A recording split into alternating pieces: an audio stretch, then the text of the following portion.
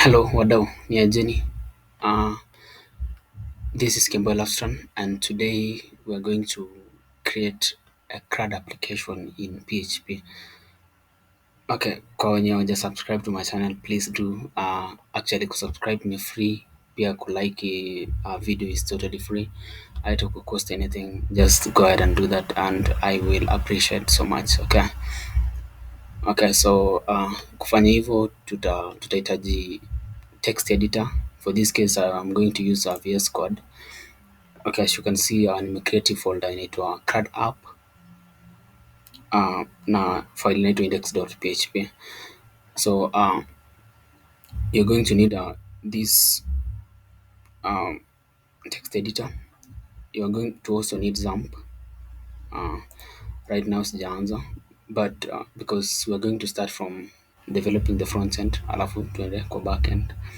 So hii XAMPP itakusaidia kukupea server ya PHP na pia MySQL database. Okay, so let's follow along, alafu tufanye hii kitu sawa. Okay, thank you. Okay, so tutaanza na front end. So basically CRUD inamaanisha, kwanza inamaanisha create, then this one is read, then update, alafu delete. Naona, so at first tutaunda form yenye na create. By creating I mean someone can actually post na iende kwa database. Then reading itakuwa like kufetch from the database alafu kudisplay kwa front end. That is ni kama kufetch from the database, kudisplay to the front end such that the viewers wanaza angalia iniko kwa database what we've actually created in the first place. Then update ni kama kuedit. It's like kuedit what you can see, what you can see. For example, maybe ilikuwa 10, a value like 10, maybe age ilikuwa 10, then you can maybe edit to 20. Yeah, then delete is removing it from the database at all, totally. Okay, so hii ndio tutakuwa tunafanya hii. Okay, so stay along. Okay, so itakuwa simple CRUD application.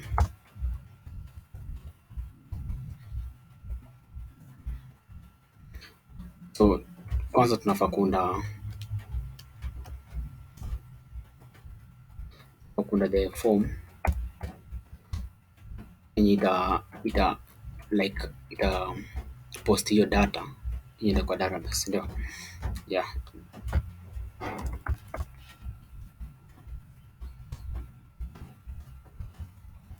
great. Alafu hapa chini tuta fetch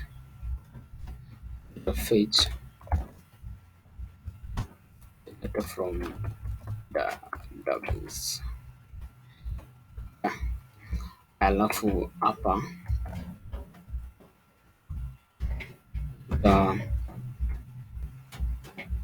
edit. Okay, you could edit na kudelete itakuwa like some two buttons. Itakuwa like in different forms, two buttons, but maybe in one page, so itakuja along this fetch such that mtu akifetch the delete and the edit button inakuwa automatically generated by the system. So anytime mtu akicreate na inakuwa displayed automatic with the edit and the delete button. Okay, so let's work on the first one. To create, let me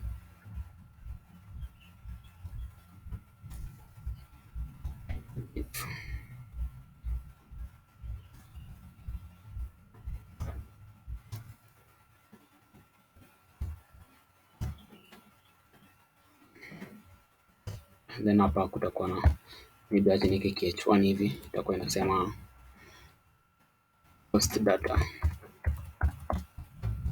to database.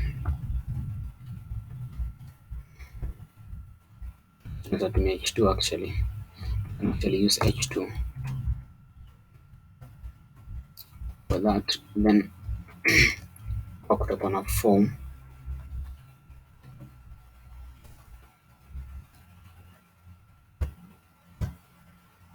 action, tuweke action ikwe index.php this page. So action ni like kwenye the backend code itakuwa, so for instance the backend code ya eForm, I mean this action ya kupost data to the database itakuwa in the index.php, which is this file, but you can do that weke any other file, it doesn't really matter. Alafu tunaweka method equals to hii tunaweka post method, you know, like tutakuwa tuna post data to the database. Okay, so what we will be posting ni, what are we going to post? Okay,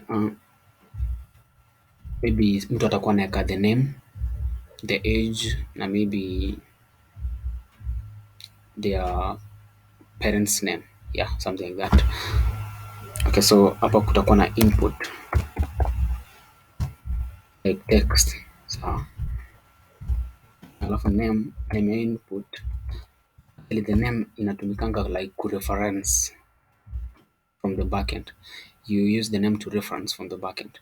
For example, if this one will be the name, then let's call it my name, and ile time uta call my name from the backend, then itajua ni this particular type of input, and it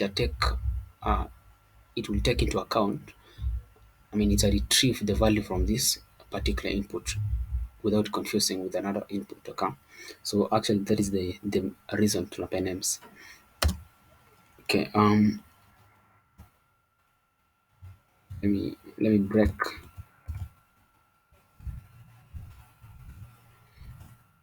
Okay, maybe ni copy,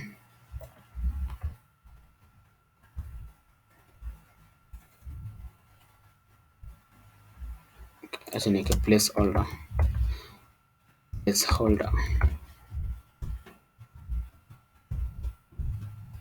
enter name. So hii ni kama placeholder, is like ina display what the user will see, ni kama hint of what the user will see, ndo mtu aweke I input that value to the system, I mean to the input, right? So placeholder ni hivyo. Then okay, maybe this one is age, right? Mtu anaenda age, enter age.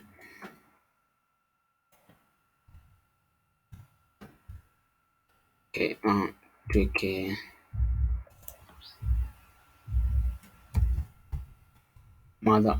mother's name. Okay, so itakuwa enter your mother's name.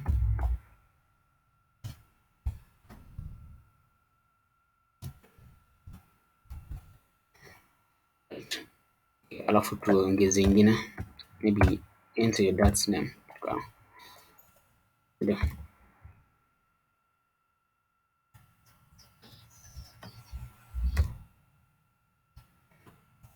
Okay, then below that tunaweka sasa the button kenye itachukua the data alafu post. So on click of this button ndio hiyo data itakuwa posted to the database, right? I mean kutakuwa na action, so all the time this form will check, itakuwa like alert or something. So when someone clicks the button, maybe okay, let me write post details. So mtu akiclick your button, what kitu itafanyika sasa ni the details from the input from the form, which is from these inputs, all of these inputs itakuwa taken na ikuwe inserted to the database, right? So okay, so hii pia lazima tuipe name, we have to give it a name, right? So itakuwa post details, yeah. So yeah, hii tumemaliza front end ya kupost data to the database, right? Okay, the same way tunaweza retrieve hapa. Sasa ndio tunafaa fetch the data. So hapa kutakuwa na div maybe h2. Okay, let's give it h3. The data from the database.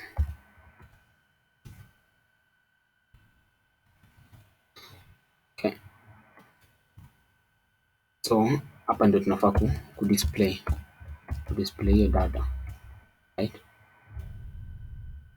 Let's see. From database.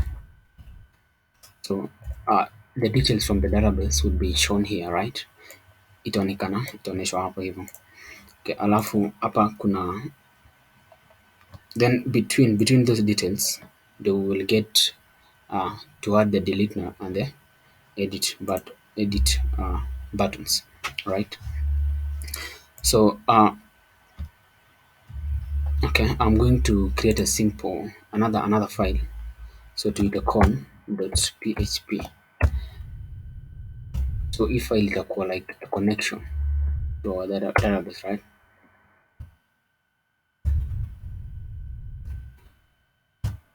All right, so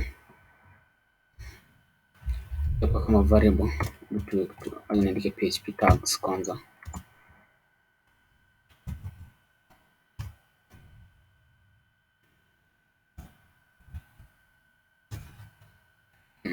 Variable con equals to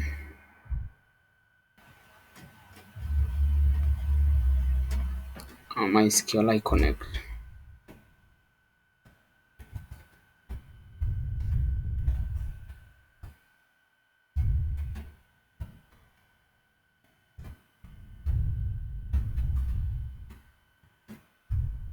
So I think hapa itakuwa the server which is localhost. The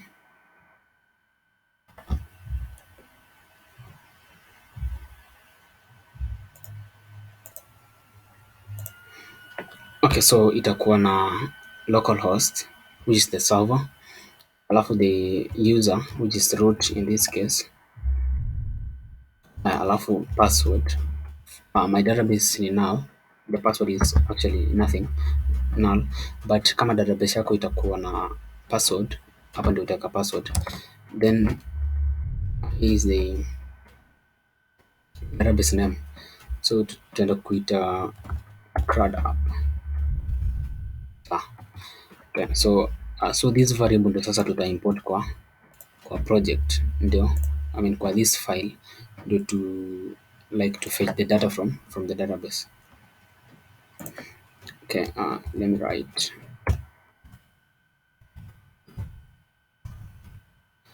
So hapa tuna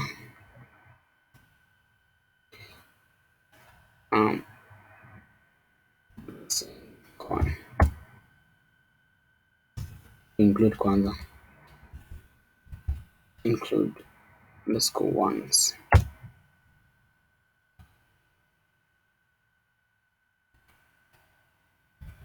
con.php. So I think tukifanya hivi sasa tutakuwa tume retrieve the details, the details of this file. So we can actually use this variable now, variable con from this file, the index.php, right? So this con is that it's what is going to give us the connection to our database, right? So okay,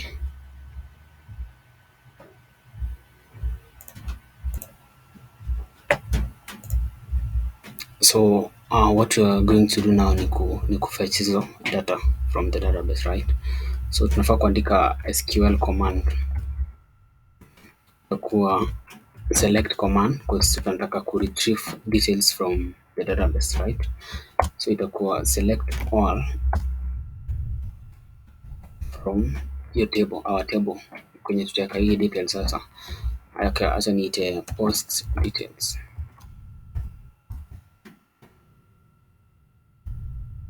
Select all from post details, right? Okay,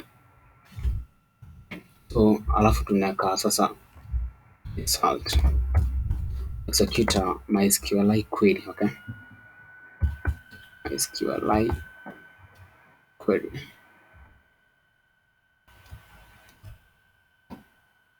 MySQL underscore query. MySQLi underscore query. So it included the connection to the database, which is con. Alafu na the SQL itself. So icon tunatoa from this con.php a file.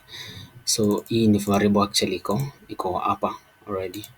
So yeah, alafu ni kama tuna retrieve the number of rows from the MySQLi query. Let's sign query result. MySQLi underscore now underscore rows. So from the result, that is from the result of MySQL, from the query result, right? Okay, then if query result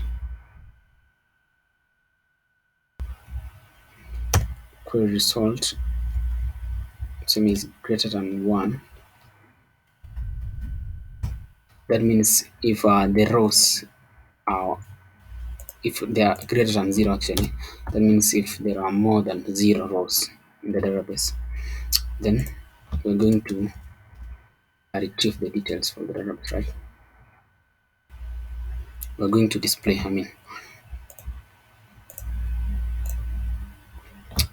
so we're going now to loop. Okay, so tunatumia while loop. So tusema while tuna introduce rows, while row equals to MySQLi underscore fetch underscore assoc.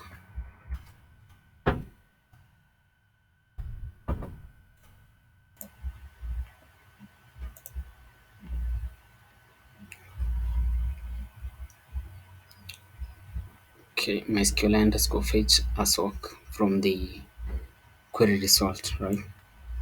Okay, so like hapo then yenye itakuwa between the loop. So what basically this does ni ita loop all the details zenye iko kwa database, then we can now fetch it in form of rows, right? Okay, so tulikuwa tumeingiza ilikuwa the name of the person, the age, the mother and the dad, right? Okay, so tuna assign in form of variables, maybe name itakuwa, we'll assign row, maybe tutaita name ama yeah, name kwa database. Okay, alafu tuna copy the same thing.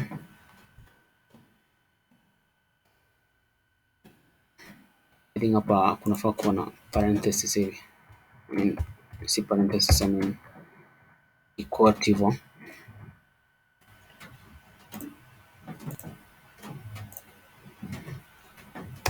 Okay, alafu tuna copy. Let's copy this 3 times, right?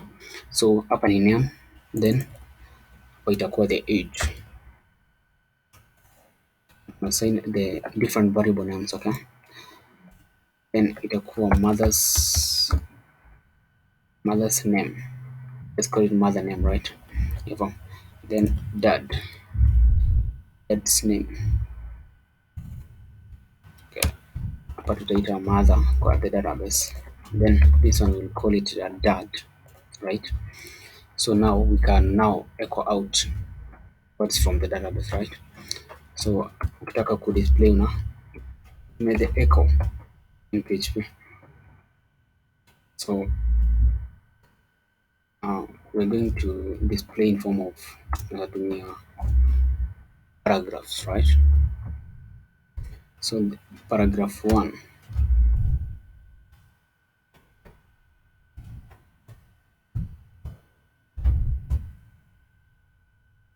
is name. Maybe tunaweza weka name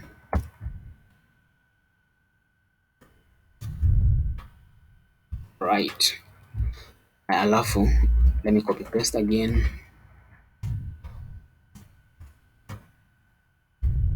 Okay, then this one will be age.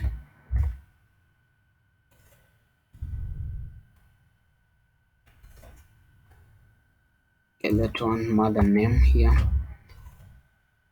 dad name here.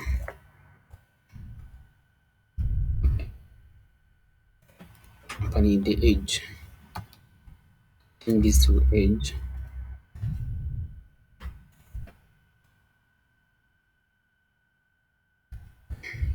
Mother's name. Then hapa ni dad's name, right?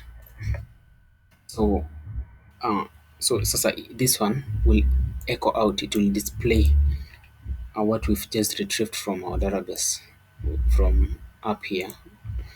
Actually, we've retrieved the rows from the database, right? So we are now displaying so that it can be seen to the user, right? Okay,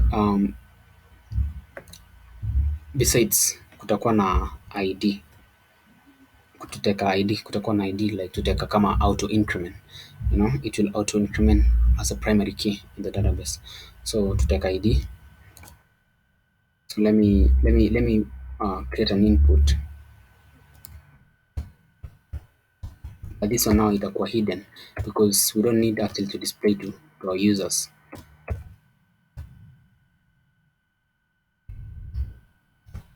Type hidden.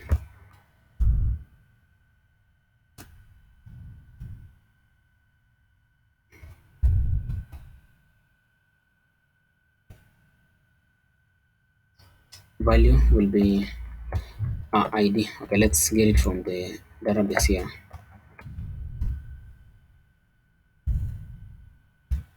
id. So you type id.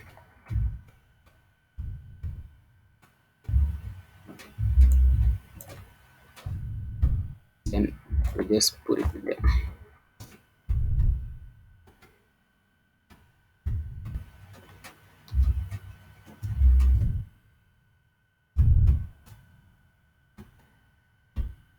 Yeah, I think so.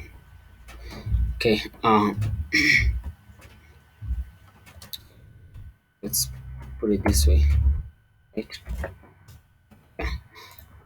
So hii id itatusaidiaje? This id itatusaidia time ya kudelete na kuedit because we actually need it.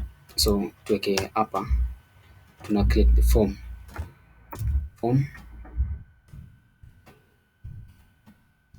Like tuna create two forms. The first form will be for the edit button. Another form will be for the delete button, right? So for this form,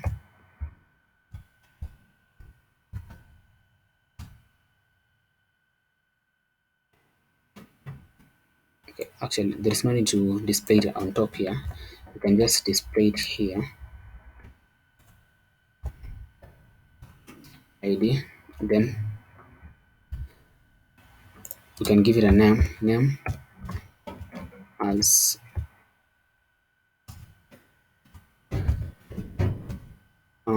id, right? Yeah, that's it. So actually what I forgot to mention is that ukiandika echo hapa inakuwa double quotes alafu inakuwa single quotes what's in it, otherwise it will let some error.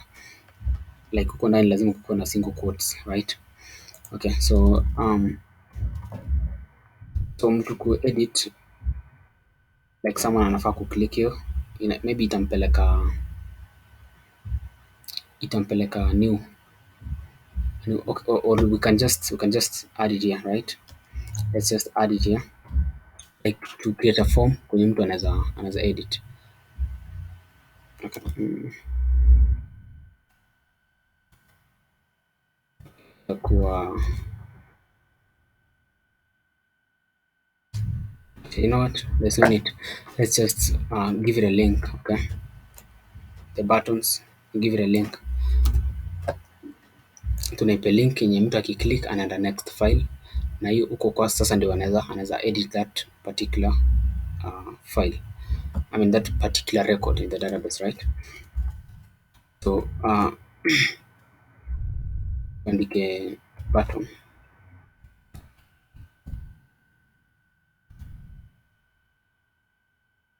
button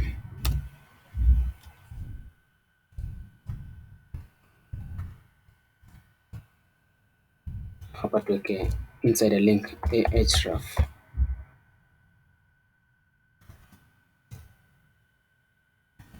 equals to edit.php. So if file to create sahi edit.php, then id will be na get eid tunaipass hapa.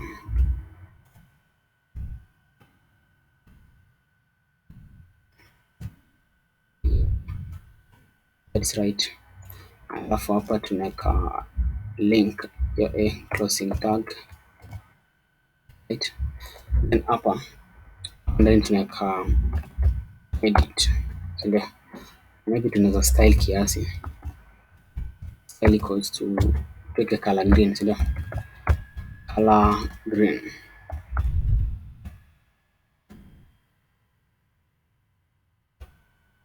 Yeah, I think so. I think that is it. Then maybe delete. Sasa delete, we can actually do it directly here. Okay, so hapa tuna create another form,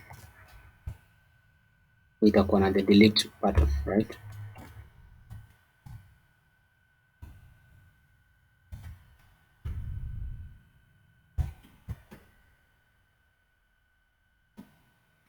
So hii form itakuwa na import type hidden,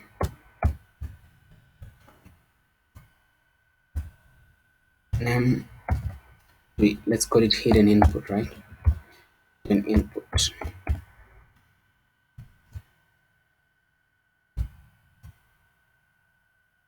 Alafu value tuipe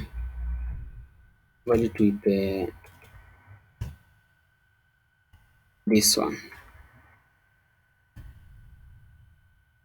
right. Okay, so mtu akipass sasa this thing, like mtu akiclick hii button, kwanza tunafaa kuweka button, the button itself name, tuweke delete, right?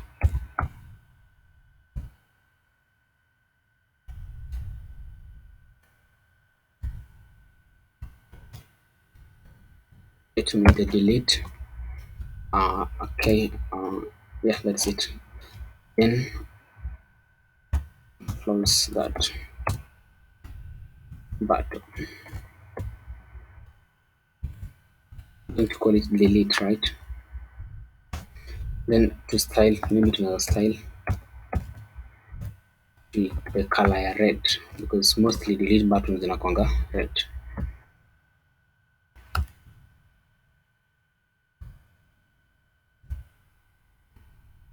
Yep, that is it. So when someone clicks there on this button, the delete button, now what will happen is these details will be submitted actually tunafaa kuweka action.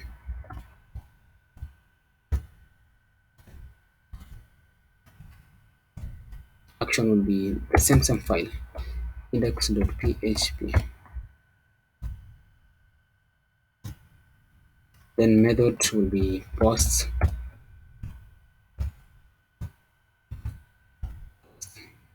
So when someone clicks on the delete button, this ID from this hidden input will be passed to this backend, which will be located in the index.php, right? So then the ID will be used to select that particular record from the database. Then now the deletion will occur. You see? So mtu akiclick this, it's like your ID inatumika kuselect what is on the database na ku-identify that particular record, alafu inakuwa deleted, right? Okay, so hii tutakuja kuunda part ya delete kwa backend. Okay, what I want to do now is to just create this edit file, edit.php.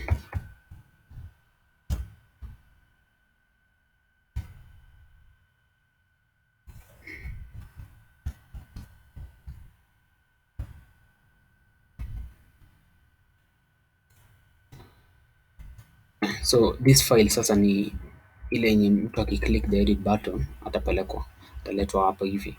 So akiletwa hapa ndio anaweza perform the editing and all, right? Okay, so kwa body tuweke exact the same form like this one, right? Because mtu ata edit all the details. For this case, let me just copy the old div.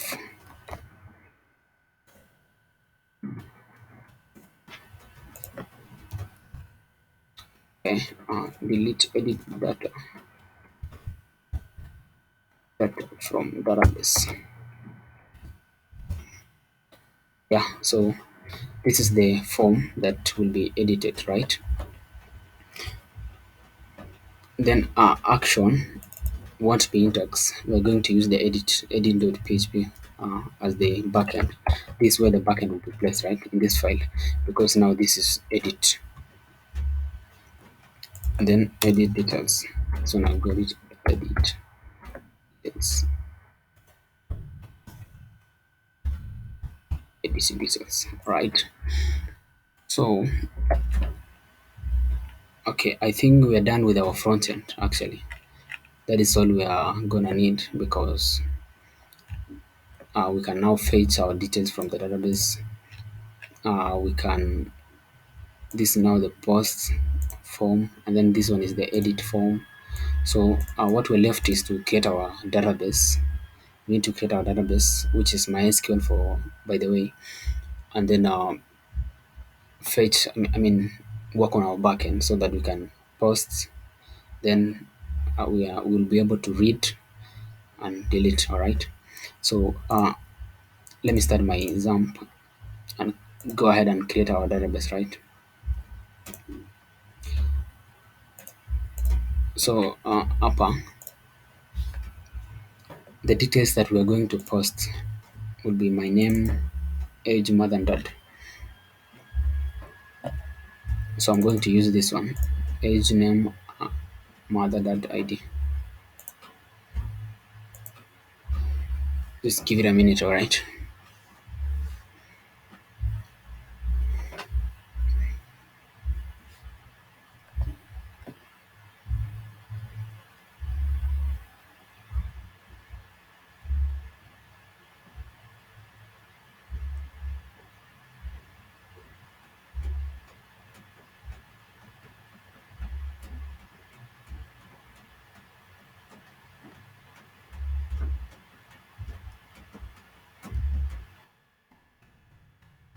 Whoa, this is so zoomed.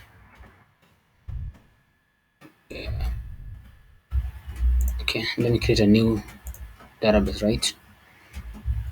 New database.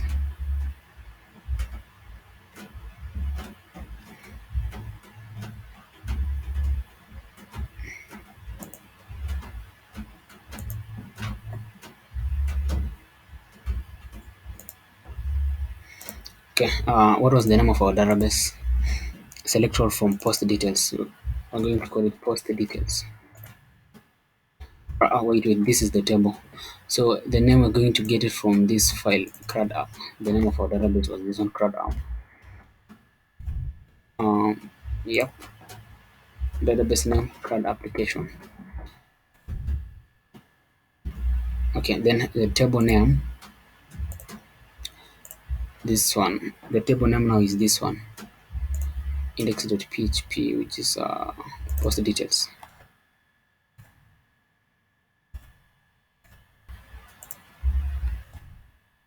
Itakuwa table name itakuwa na how many columns? I don't know, is it 4? Okay, itakuwa na name 1 2 3 4, yeah, 5. It will be 5. So this one will be 5. Click on go. So what we're doing is we're creating our table, which we're going to add our details in it, right? So the first one will be primary key, which is our ID. Auto increment to make it then okay, can use 20.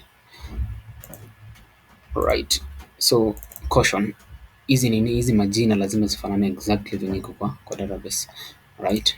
So if this one is name, this one also must be name. I mean the record, they have to be actually the same. So hapo kuna age,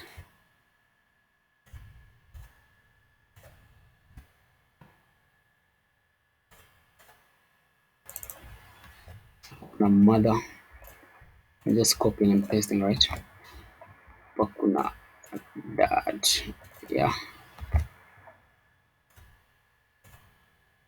hapa kuna dad.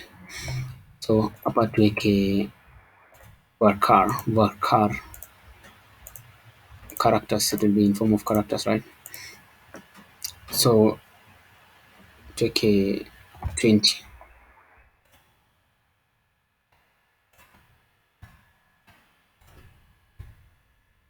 Okay, so let me save. Okay, so we already have our table now, ID, with ID as our primary key. That's why there is an auto increment here. Okay, so I believe now we can start creating our backend, right? We need to be able to insert data into the database. Okay, so we're working on this. So we need to write like mtu click post details, the details will be captured from the form, then those details will be submitted to the database, right? Okay, PHP.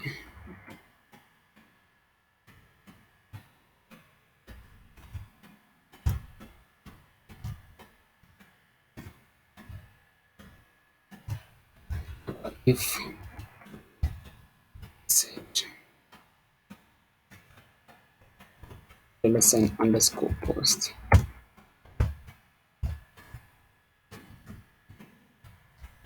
So this one means that when someone clicks the button, yeah, when someone clicks the button, we have to perform what is inside here, right? What is inside here will be performed. And what is that going to be? Ya kwanza, the first one will be capturing the inputs from the forms, right? So tunachukua hizi inputs na tunaingiza kwa database. So ya kwanza ni $sign name, ita my name underscore post.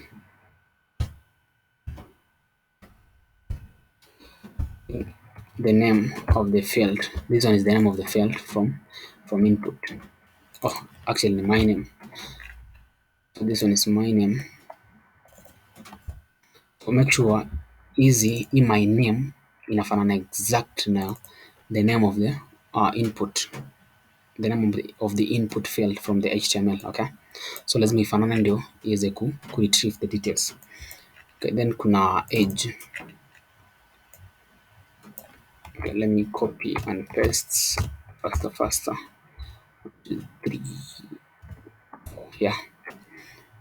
So we're going to get age again. This one is age. Okay, then there is mother and dad.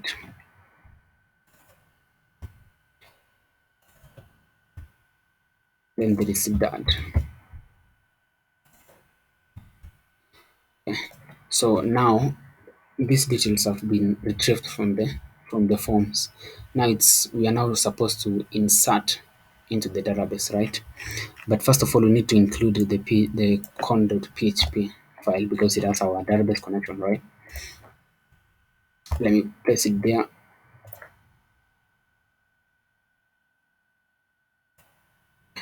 Let me just place it outside so that we can actually use as a global variable. So SQL will be insert, right? Insert into post details. I think so. That's the name of our table, right? Post details. There was the name. These are the fields of the database, right? I mean the database fields. Yeah. So it was name, age, mother, dot, achana na ID. ID, this one will actually regenerate itself automatically. So you don't need to actually add this ID. So it will be the name, the age, mother, and dad. Name, age, mother, and dad. Na lazima uweke in that order. So you're adding values.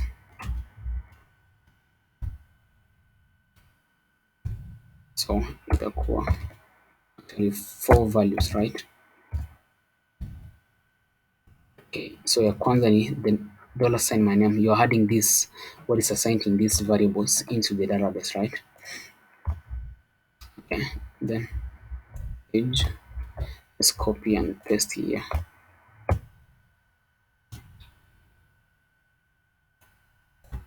Kuna mother, then there is dad.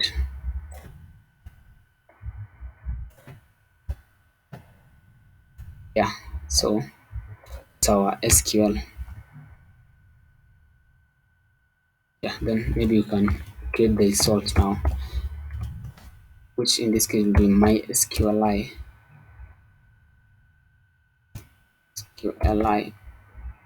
query.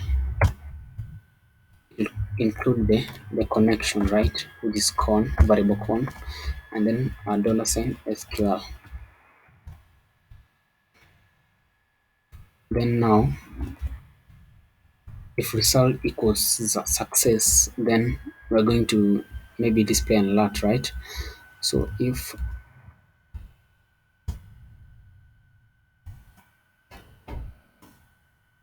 equals to 1, I mean, if the record is inserted successfully, then I think we're going to display an alert. Script. This one is JavaScript for this case, just to actually throw an alert. But you have to echo out, right? You need to like echo out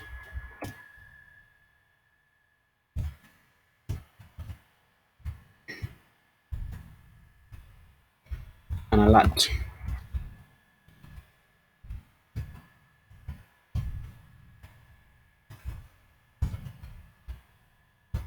Record added successfully. Yeah, so ni kitu kayo actually. So inachukua this, I mean after kuinsert, then it will be added successfully. Else maybe we can display failed, right?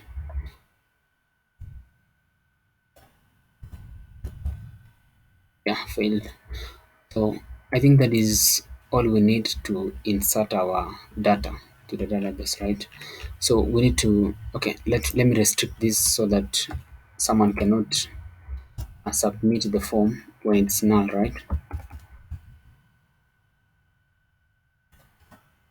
Then we had required here.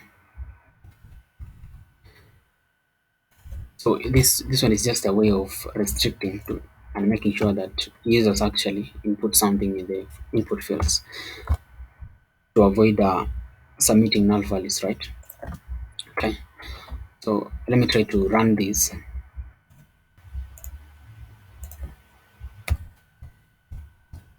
Host. This one is PHP. And now the name of the project here, Crud App. Yeah, that is the name. So Crud App. Yeah. So right now there's no styling at all. So and down here we can see that there is nothing already in the database. That's why it's null. But when we create the records now and insert it to the database, we expect to see what is from the database, right? So mi niweke majina alafu tutaona maybe mi naitwa Kimboy Lovestrong, age 20, mother's name maybe uh, Curie, dad's name maybe you say, yeah. Then I post, I expect details to be stored in the database. Yeah, record added successfully. Let's see now if we can actually display. Let me see if kama imeingia kwa database. Yeah, imeingia kwa database already ndio hii. That's why there is a record in the database, right? But I don't know why we are not seeing it. We're not seeing it displayed. That means there is something missing uh, from our fetch, because right now we can insert but we can't see, na tulikuwa tumecode hiyo part ya kuangalia. So let me check it out.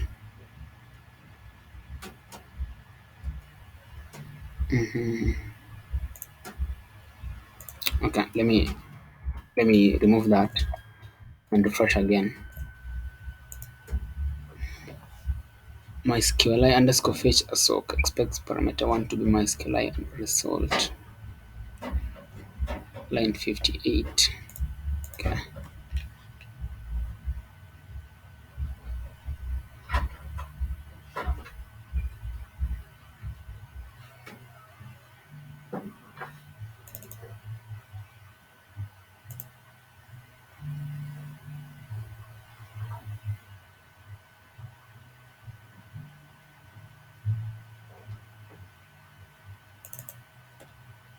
Okay. Okay. I don't know this, but let's try the sort here. Okay. Yeah, it actually worked. So so this one was supposed to be result, right? What is from the query, the result. So right now we are able to see what we've added to the database, and to click without typing anything, you can see there is a please fill out this form. That is the use of the required. Okay, so I'm going to, let's say this one is Dennis Corey, age 10, mother's name Teresa, dad's name Gibbs, son, okay, whatever.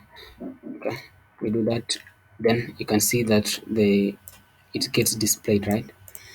We get to see our data.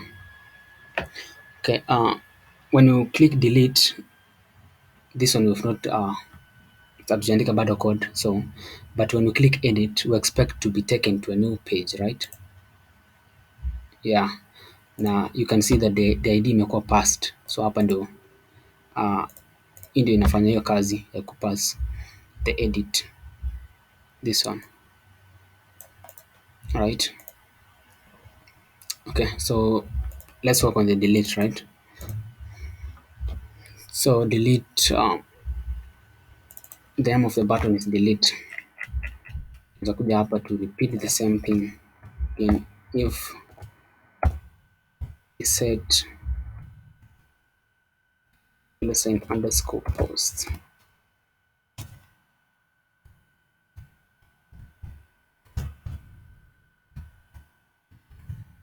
Then so once someone clicks on the delete button, this is what is going to happen, right? We're going to receive the hidden ID, the one that we had uh, put here, right? This one. So we're going to get this value, the value of this ID. That is the ID of that particular record, right? So the name is hidden input. So $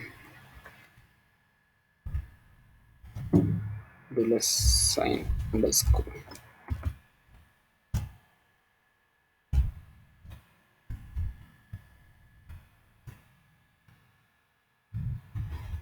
So this one is the hidden input, right? $ underscore post.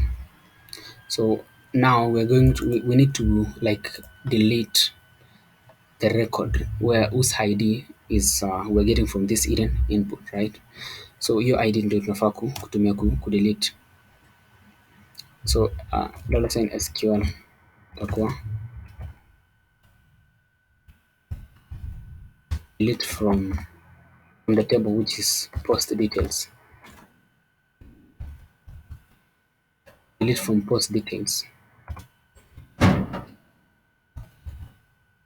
where ID equals to $ hidden input, right?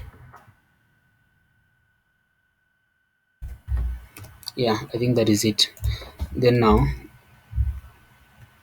$result equals to MySQLi query. Na this query itachukua same way venye tumefanya hapo juu. So itachukua it will take the con and the SQL. So let me just copy that.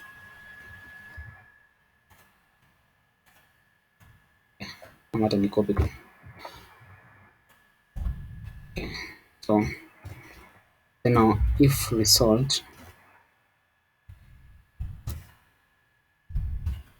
losing result, then we're going to, so if result equals to 1 kama tu hapa juu, just the way we did, we can just copy.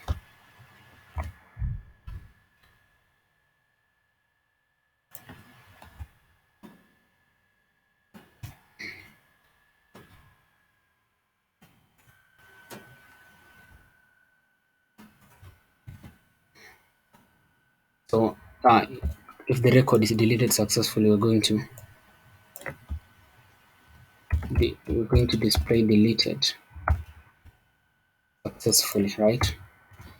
So else we're going to say failed to delete.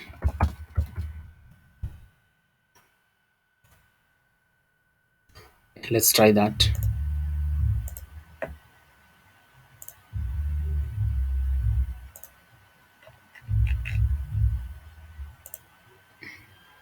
Cancel. Okay, let's delete the first record, right? So to expect tuone kama ita delete successfully. Yeah, you can see this deleted successfully, and right now we are not able to again see the record, sindio? So kwa hivyo tumemaliza kupost, tumemaliza kudelete, tumemaliza kufetch, right? So tumebakisha na edit ndio tumalize the Crud application. So right now ukiclick edit ina pass the ID of that particular record, which is in this case was 2. Okay, so tunafaa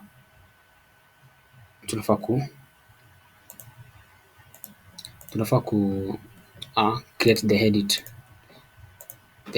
form, I mean the edit code. Tunakuja hapa tunaunda that. So mtu akiclick edit details,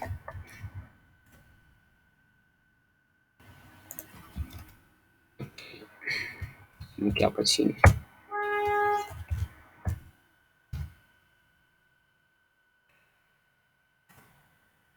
So if $_ underscore post,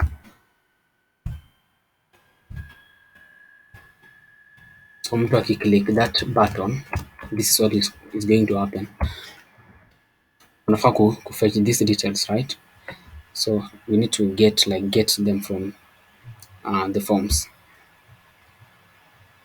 Okay, actually let me just copy ndio save some time.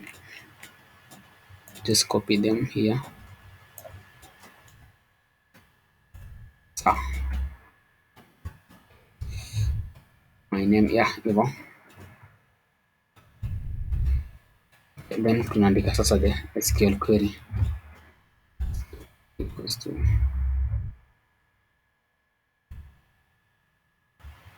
I think ilikuwa edit details alter table, not table altering. I'm trying to think of the MySQL command.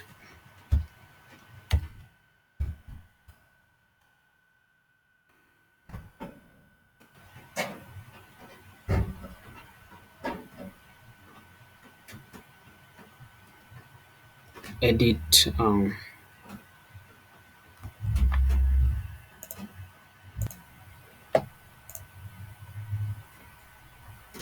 actually I don't think ni edit, natumia update.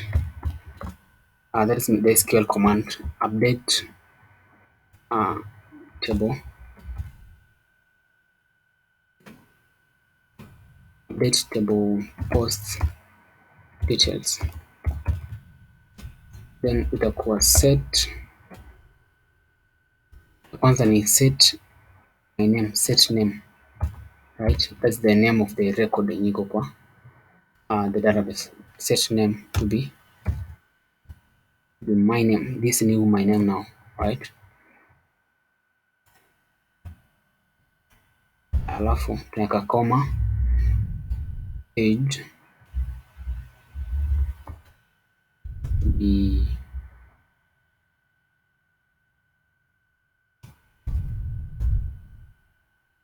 age, right?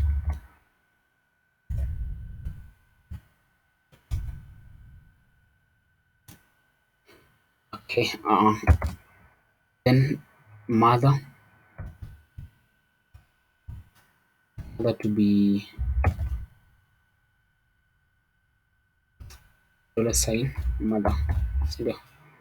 Yeah, alafu finally dad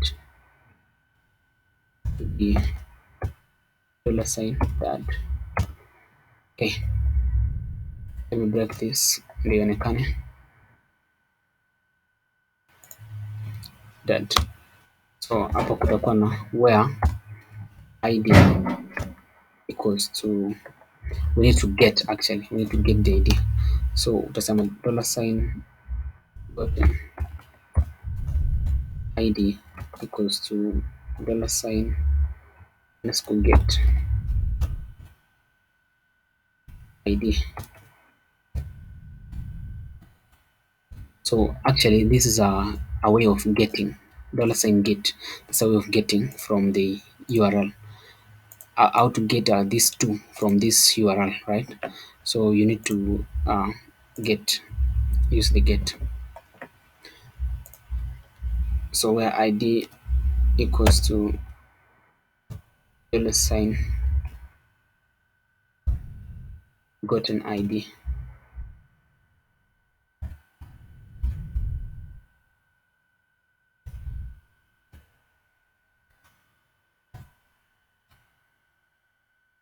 Right, so kushaweka hivyo funga, alafu funga hapo mwisho. Then now tuna execute the SQL query. $sign result my SQL query, then a $sign con and the $sign SQL.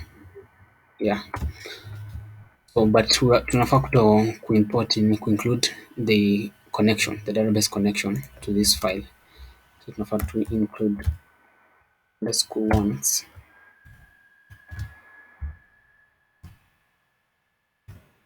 include from the con.php. So ukishaleta hapo sasa, that means you can access the variables in it. Okay, then tunamaliza kwa kusema if result equals to 1, then let me copy this real quick from hapa.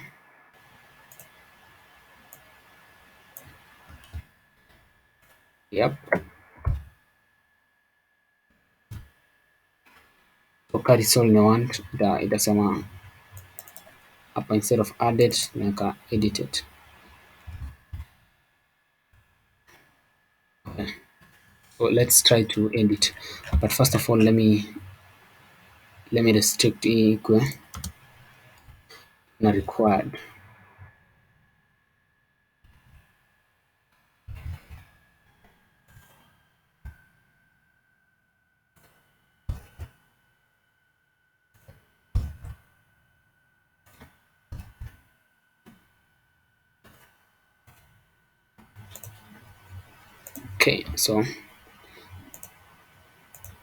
Okay, so tuone kwanza the record hapa ilikuwa name ilikuwa Dennis Kore, alafu mother was Triza, age ni 10, Kipsang.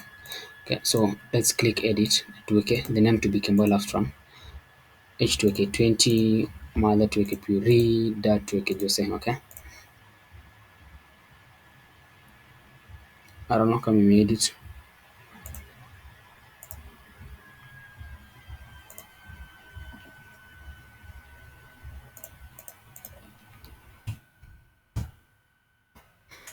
No, oops, I did it. Okay, we can also check from the database, it's still the same thing, haijaeditika.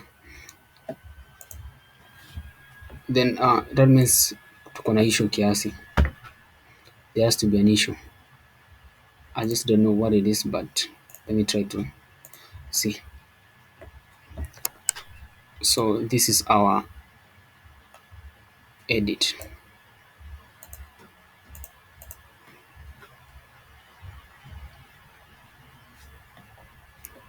Okay, the form seems fine.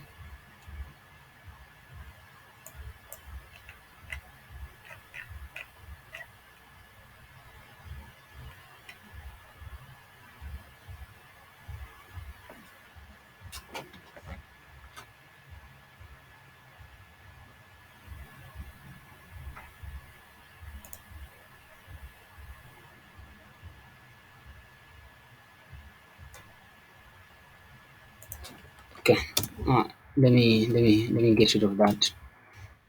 Got an idea. Okay, try to refresh again. Kimboy Lafstran, age of 20, Piri Jose. Okay, can even see the error.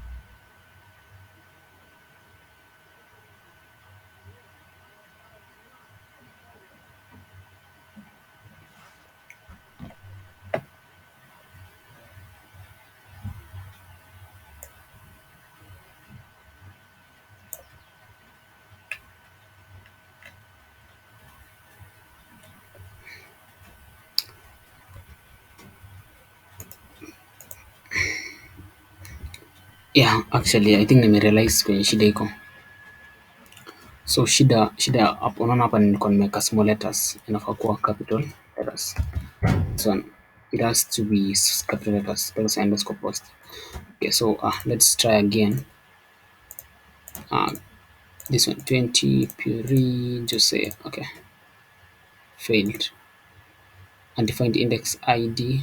Okay, let me check kama imeupdate kwa database. No, it really failed. Okay, but at least now ni responsive kidogo, si ndio? Yeah, right now at least you can see failed somewhere. Con SQL update table post details.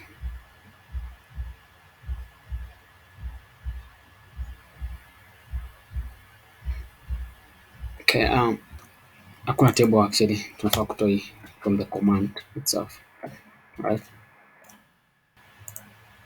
Okay, let me continue. Yeah, imeeditiwa successfully. And actually tukikuja hapa tuione. Oops, I don't know why it's doing that.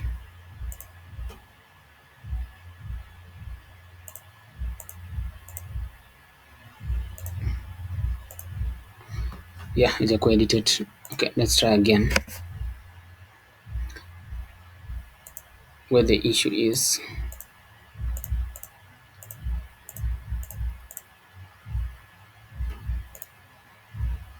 Okay, undefined index ID on line 35.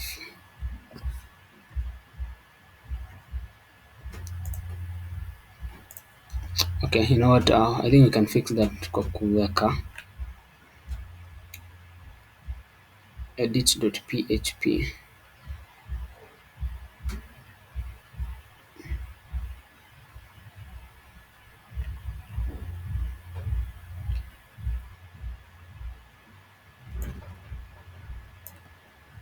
Let me cut that. Tuweke huku juu.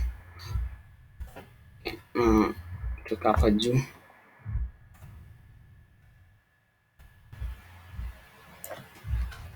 Remove that. Niweke hapa ikuwe global variable.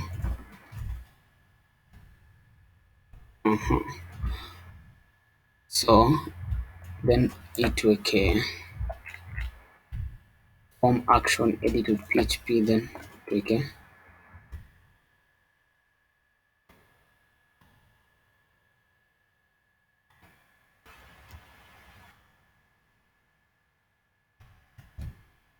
PHP.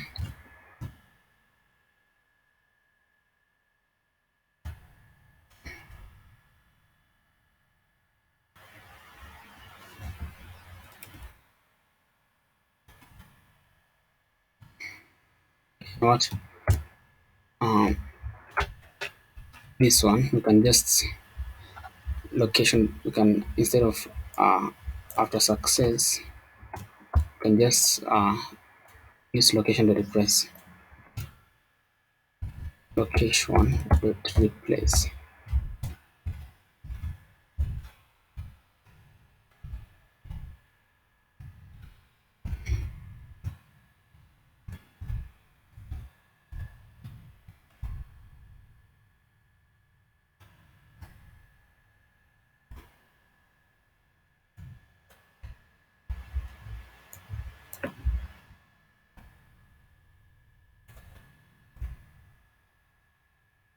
Yeah, I think that is going to work, right?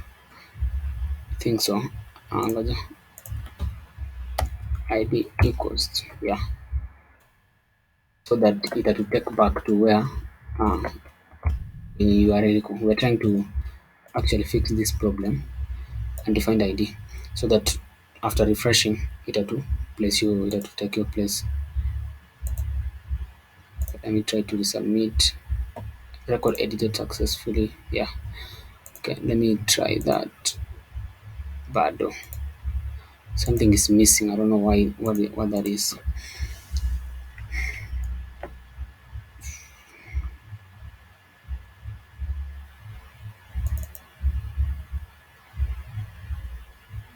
Update post delete set name to be my name.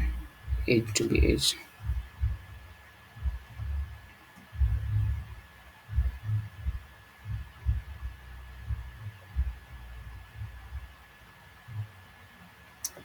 Okay, I'm starting to doubt this query.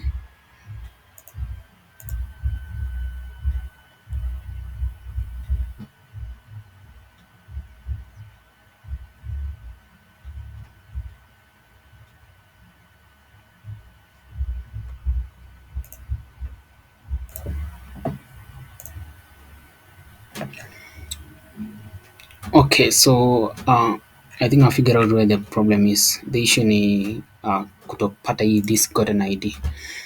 So actually I think we can pass it as an hidden input in the form, right? As I call it hidden,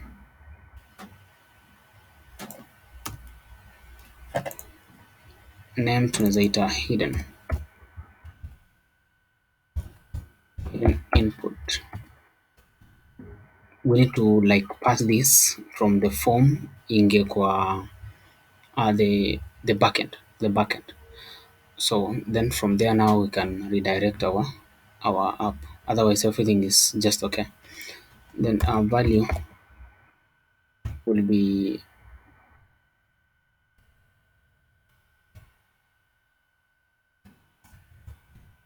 PHP.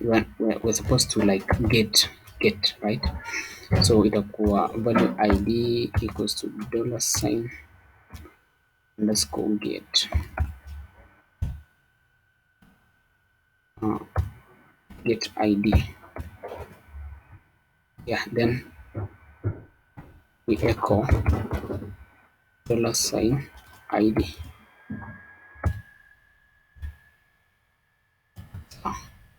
So this one we need to break. Okay, so like we need to like pass the id from the form here kwa backend. So now to get this hidden input from the form. Okay, assign hidden input equals to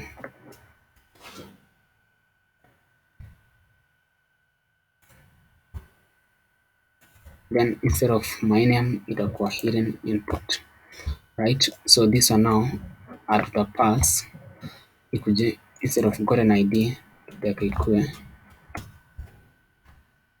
ikue the hidden input, right? Yeah, okay, so let's try that. Tuona kama inaweza edit again. Edited successfully. Okay, oh,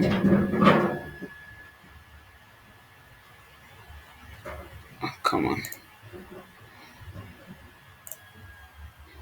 Okay, wait. I thought, okay, okay, it's two. Then this one is Kemway, Puri, Jose. Yeah, I think okay. Can now check kama imeditika. Come on. Okay.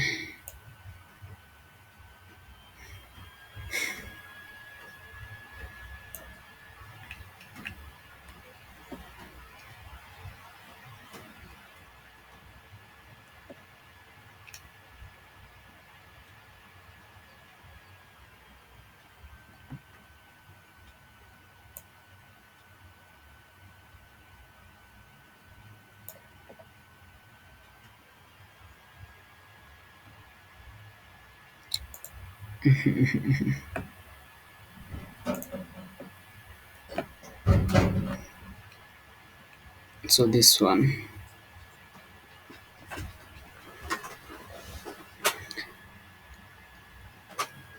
Come on, wait. What is wrong with this thing?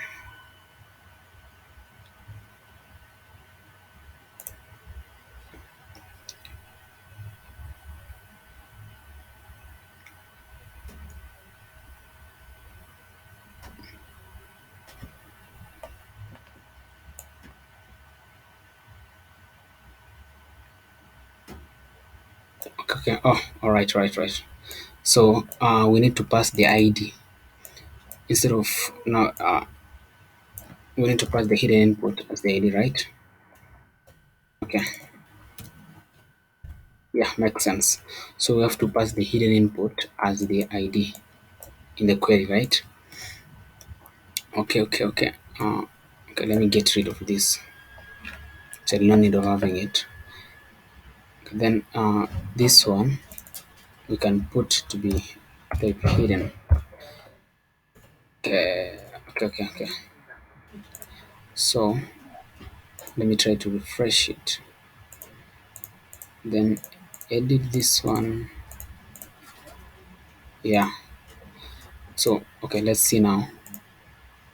Yeah, you can see the details has changed to Kimball, Strong, Piri, and Jesse. So thank you so much for watching.